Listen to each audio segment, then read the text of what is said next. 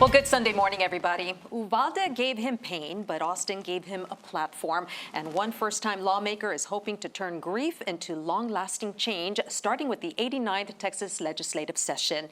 McLaughlin, the former mayor of Uvalde, just wrapped up his first term as state representative for District 80, which covers parts of Webb County and Laredo.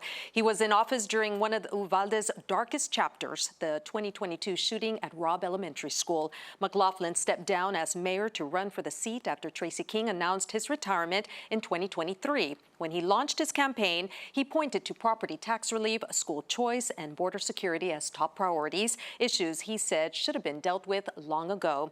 Now, among the highlights this session for District 80 and for Texas overall was Uvalde Strong bill designed to boost emergency response during school shootings. Other highlights include streamlining how Webb County bailiffs are appointed, cracking down on abuse in the massage industry, and giving counties more flexibility to handle their roads. But that's just a few of the priorities that crossed the finish line this past session. Joining us in studio to share his perspective, District 80 Representative McLaughlin.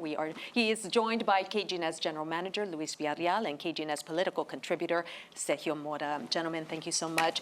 Representative, thank you so much for making time to be here with us. We appreciate it. Well, thank you for having me. I appreciate the opportunity. Absolutely. It was your first session. I guess the first question is, was it everything you thought it was going to be? Let's just say it was very much a learning experience. So I did. I really enjoyed it. Made a lot of good friends there. Learned how things get done in Austin. Not quite the way we think they get done, but they get done. So it was a learning experience. I enjoyed it. Is there a lot of rookie hazing? A lot of rookie hazing. Yeah. You know, I was very fortunate. Every freshman that does a bill gets hazed. My first bill was HB 33, and so nobody wanted to get to the mic and haze me, so I didn't get hazed. I got off lucky. Yeah. Sir, HB 33 was your signature legislation this session.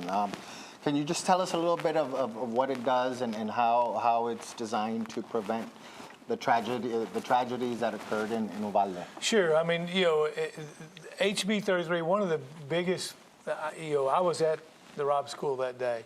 Mm-hmm. My heart still breaks for the families of that day, but there was total chaos there that day. Yeah. You had probably, I'm going to tell you, any agency you can think of, they were there. Yeah. Federal and state, but nobody took control. Yeah. Nobody took a leadership role. Mm-hmm. And, you know, the days after that, the story changed 5 times. The narrative of what happened that day changed 5 times.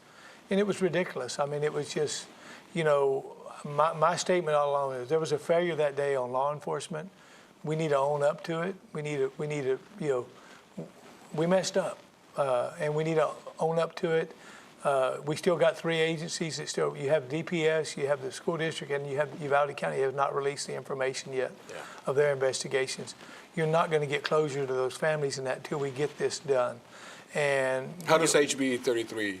Well, HB 33 going forward is all your sheriff of your county now, he's in charge, and every law enforcement agency in the county has to meet with, it's already mandated in the previous session in the 87th that they meet twice.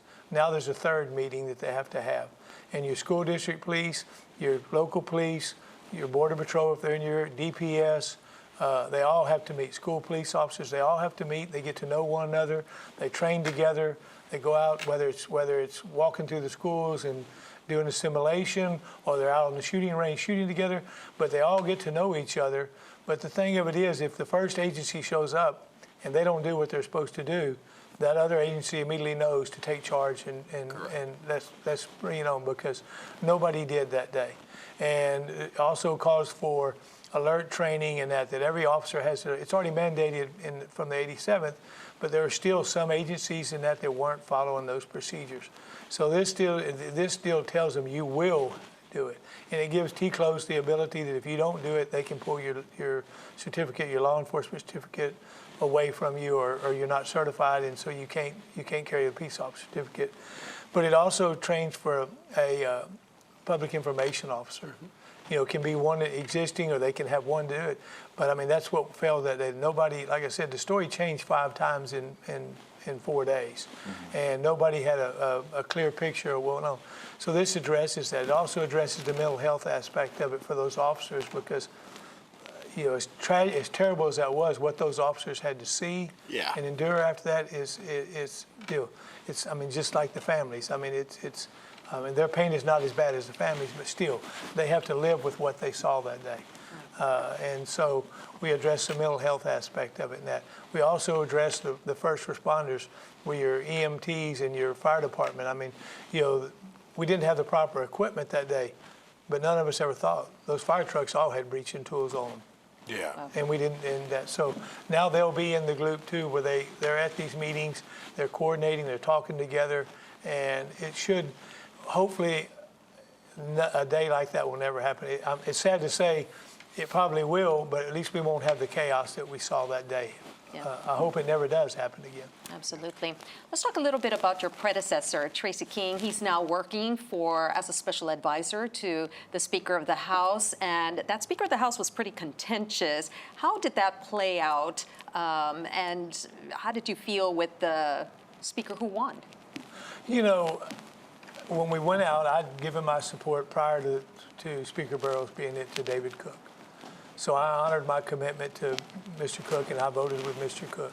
However, in my opinion, Speaker Burrows did an excellent job. I mean, he came in, it was obvious there were factions against him and people that were there, but I honestly think he did a good job running the House. I mean, I know people say we didn't get everything that was done, but we got more bills passed this time than meat and potato bills, I would think, than we've seen in a long time. And a special session now called, so looks like you all are headed back on July 7th. Well, y'all told me that. I haven't got that email yet. We broke the news to him. Yeah, you broke the news to me, so I know not to make any plans for the 4th now. Yeah. But I mean, again, I don't know what'll be on that special session. The 2 items that they're saying you guys are going to discuss is mandatory congressional redistricting, mandatory from the White House, as well as lobbying on behalf of municipalities, county and city. Well, I mean, I can see where with taxpayer money, of course. Yes. Yeah. Well, I mean, I can see where that's a concern to some, but I mean, as the city of Uvalde, when we were at the city of Uvalde, we have a lobbyist, or we have. We don't pay the lobbyist in full. We piggyback on another group that has a lobbyist, and we pay a small fee. And in return, those lobbyists keep us informed of what's going to affect Uvalde County and our area. It was a godsend to us. Every time a water bill came up that they were going to take water from Uvalde County into San Antonio, into Bexar County or whatever, they would tell us, and we would go up there and fight it. If we didn't have those lobbyists to tell us that, we wouldn't know. Yeah. And so, I mean, I can see the pros and the cons of it, but I mean, maybe you're limited or whatever, but that's truly an asset because we're so far away from Austin, we're not going to be able to be there every day. We're not going to know what's going on every day. And we would spend more money if we put a city employee or a county employee up there Absolutely. to be in session all day, paying his room and board and his salary and meals and so forth. So, I mean, we have to look at the pros and cons there, in my opinion. Wow. Awesome. Representative, you recently opened a district office here in Laredo. Now that you've represented Laredo for one session and you've been here, what are your plans with regards to legislation regarding Laredo or outreach, or how is your outlook with our community? Well, we put a bill in this year. We had it on the floor. We were 1 page away when the midnight deadline hit to end the bill. But one of the deals to address the colonials here, the economically depressed areas. Yeah.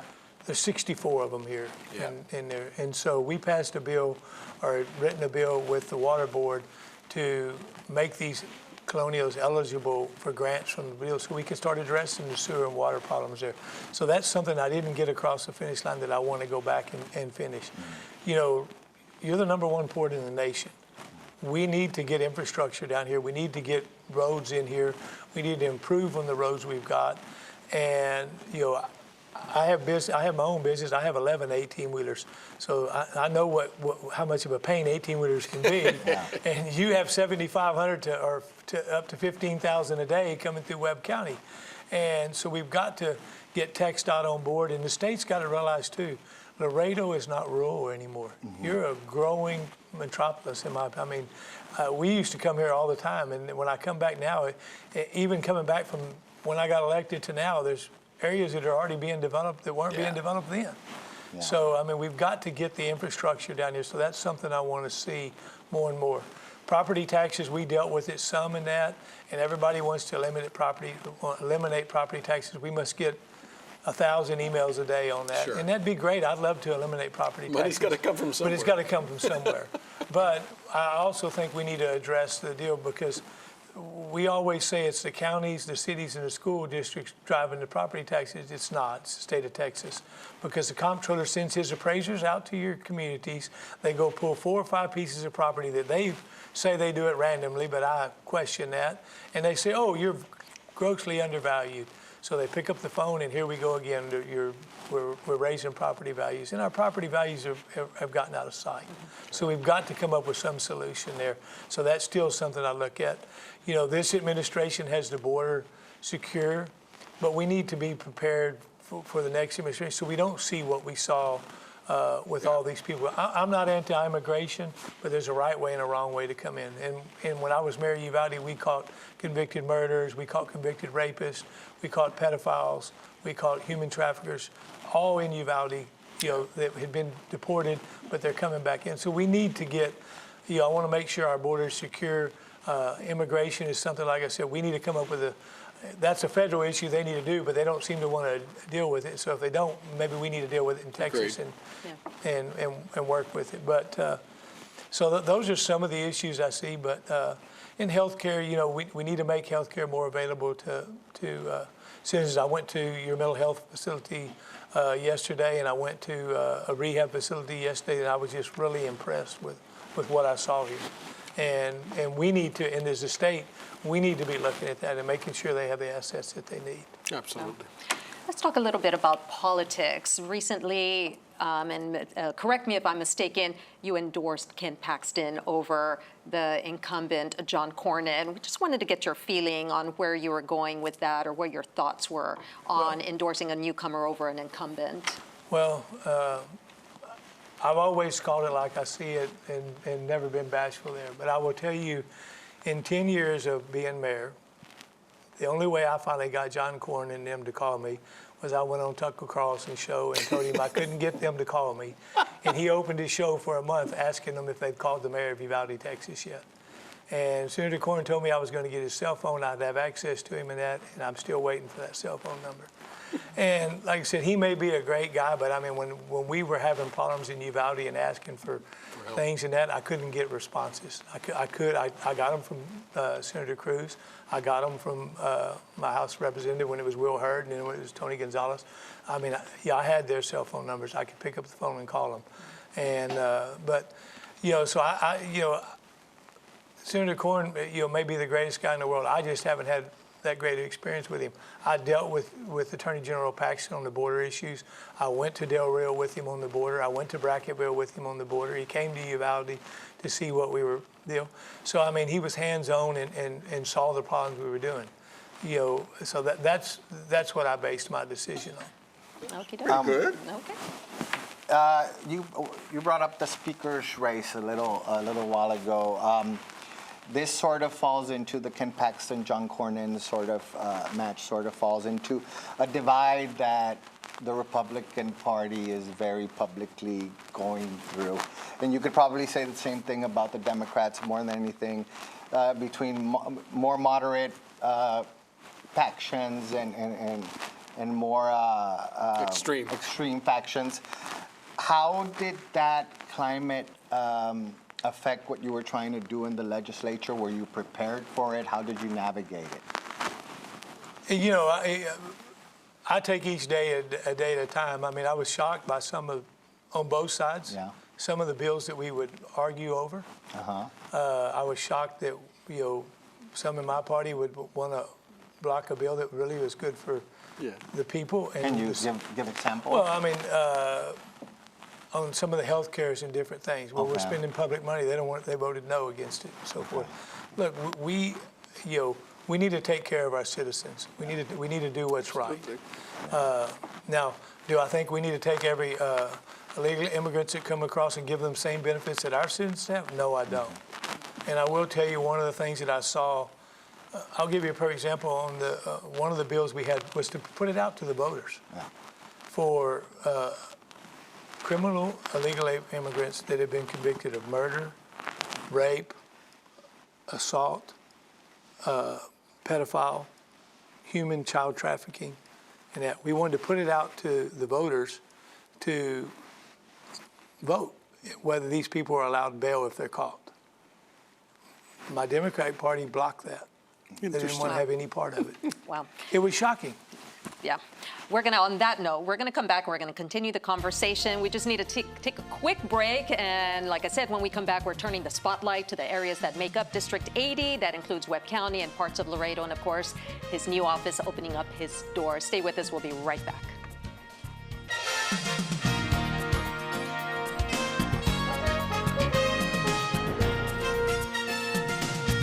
Well, District 80 may only cover part of Webb County and Laredo, but that hasn't stopped State Representative Don McLaughlin from embracing that part of his district. Back in February, the District 80 representative was part of the group that welcomed the Laredo delegation to the Texas Capitol for the Washington's birthday and Laredo Day celebration. Now, just a few weekends later, he was in Laredo for that celebration itself, even coming out and waving to the crowd. Not to mention a ribbon cutting just this past Friday to celebrate a new office at Laredo College's South Campus. And that's where we pick up this morning's conversation. We are continuing. Representative, thank you so much for sticking around with us. Just talking a little bit about where we left off, what you saw in the legislature and partisanship and how you plan on maneuvering your way to get things done for your district. Well, I mean, like I said, I'm willing to sit down with anybody at the table and talk. I'm willing to sit down and have a discussion. Whether you're Republican, you're Democrat, you're Independent, I could care less. I mean, let's look what's going to help our districts. It's just like the hot tax bills that people came up there. There was a whole group of Republicans that wouldn't vote for them. I voted for every hot tax bill that was up there because it applied to that representative's district. Mm-hmm. It's not going to hurt the state or whatever, but it's something they needed in their district, so I voted for it.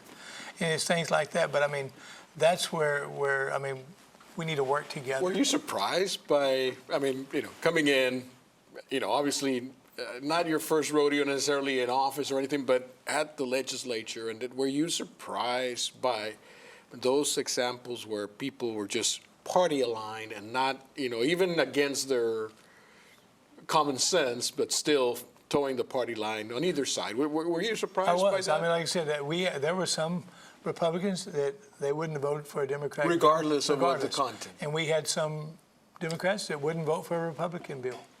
I mean, they just wouldn't do it. I mean, and they were good bills. I mean, I can remember one on literature that one of the Democrats had, making sure that these kids are followed in school and that, because those kids are us tomorrow, to make sure they can read in that. Yeah. And some of my Republican colleagues said, well, I won't sign on with that bill. And I was standing there and said, I'll sign on with it. I think it's a great bill. What can we do? But if you go against the party, are you ostracized and, by your party because you're not sticking along those lines? I mean, do you find yourself then, not on good terms with your party? I don't. I haven't yet. I mean, I look at everything from a common sense. If it has common sense, maybe we ought to look at it and take a little time and study it. And if it doesn't have common sense, then maybe we probably shouldn't be looking at it. But it seems like we pass more of those that don't have any common sense in them than those that we do that have a little common sense. And that's how I try to look at it. And if that I haven't made my party. I don't think I made any enemies this time. I tried to be. This time. I tried to do I try to do what I think is right for the people. And that's what I said I would do when I took this job. And that's what I'm going to continue to do. And if I hope it doesn't get me in hot water, but if it does, then won't be the first time, probably won't be the last time.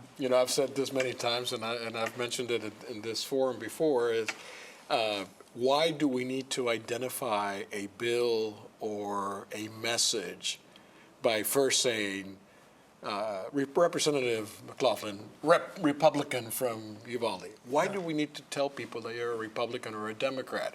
Why can I not hear your message and make my decision or assessment of the situation based on the thought and not be already put in a position to, oh, well, no, he's a Republican, so I'm going to say no. You're already putting them in a box. You're already shutting up. You know, you're shutting down. So anyway, there should be more people that think that way. I agree. Representative, I think the most contentious issue of the session going in and was the voucher plan, which passed and was signed by the governor, and it's going to take effect soon. Governor Abbott tried multiple sessions to get it passed with no success. This time he finally was able to. They always cite particularly rural Republicans as the obstacle to that plan being passed. As a rural Republican, what do you tell people in terms of why we should support the voucher system? Well, two reasons for District 80. The first one for District 80, we don't have the private schools in District 80 that you need to be worried about. Okay. I mean, I think you have two here in Laredo. I have two in Uvalde. I don't think Atascosa has any. Frio may have a Catholic school, private school. So District 80, it's not going to hurt us. Okay. But if you look at our education system today, we're failing our kids. Look at the tests that are coming out. I mean, I had the results for District 80. My district in Uvalde is the second worst school district in all of District 80. So we're failing our kids. We're teaching to a test, a STAR test. We're not teaching our kids the basics. When kids are graduating that can't read and can't write, we're doing them a disservice. And we need to make sure these kids are educated in that, because they're us tomorrow. Yeah. One of those kids could be sitting in the same seat that I'm sitting in tomorrow, and we need to make sure they're prepared. Look, everybody's not college material, and that's okay. We need to go back to text. We need to teach auto mechanics, plumbing, electrical. Absolutely. Welding. Yeah. I mean, everybody is not college material, and that's okay. We went through this mindset that everybody has to have a college degree or you can't succeed. That's wrong. And we need to start putting that back in our system. And I don't see the voucher system hurting us. Maybe in the big cities where they do have private schools, then they may see it, but I don't see it hurting that much. If anything, it makes those public schools accountable and say, hey, we better get with it and start doing what's right and hold it accountable. Awesome. Let's talk a little bit, let's go back to politics. You were here during the Washington's birthday celebration. We were seeing pictures of you with some of our elected officials, one of those being Congressman Cuellar. We know that you endorsed Tano when he switched parties and congratulated him for that when he switched into the Republican Party. How do you see his latest announcement with his exploratory committee with the possibility of him running against Congressman Cuellar? Well, I mean, that'll be an issue that's dealt with down here. I won't be sticking my nose in politics down here. I won't be endorsing either party on that. I will say this: I went to Washington and Congressman Cuellar. We were there a week and a half ago. I went and saw him at his office. He took me and I had breakfast in the Congressional Members Lounge. It was very nice. He was very good. And, I think that's something that the people of Laredo will have to decide which in that district will have to decide what they want to go. And, I wish both of them the best. I mean, I like both of the men. I'm friends with both of them. Congressman Cuellar has been nothing but great to me, opened his door, whatever we could do. Tano's helped me every time I've been to Webb County and had an issue or questions. He's helped me try to find the answers in that. So, to me, I think, it will be good for either. I mean, I think both of those men will fight hard for this area, their district. You won your seat. It had been held by a Democrat for a long time. Recently, in Webb County, Trump won Webb County. A Republican presidential candidate won Webb County for the first time in decades. You've seen in Starr County. You've seen in the Valley. Why, in your opinion, are Republicans gaining so much ground in South Texas? Well, again, probably they're not gonna like my answer to this, but look, and I don't mean any disrespect when I say this, but the Democrats have had the power down here for a long time. How's that working for you? And it's not working out too well. I mean, it's really not. We're not getting, I mean, you have the same problems you've had 15 years ago, you've still got today. You've still got colonial problems that you hadn't got water and sewer to them and that and so forth. And you've had the ability to do that and you haven't done it. I'm not a miracle worker or anything, but I'll reach across the aisle, I'll sit down, and I'm gonna call you out if you don't want to address it. And I think that's what, I think most people now want somebody that's just gonna call it like they see it, regardless of what party you are. Just speak the truth and say what it is. Absolutely. On that note, we're going to take another break. Thank you so much, Representative. When we come back, the one thing we cannot stop thinking about. Stay with us. No time for one thing this time around, but we appreciate you sticking around with us. Have a good one.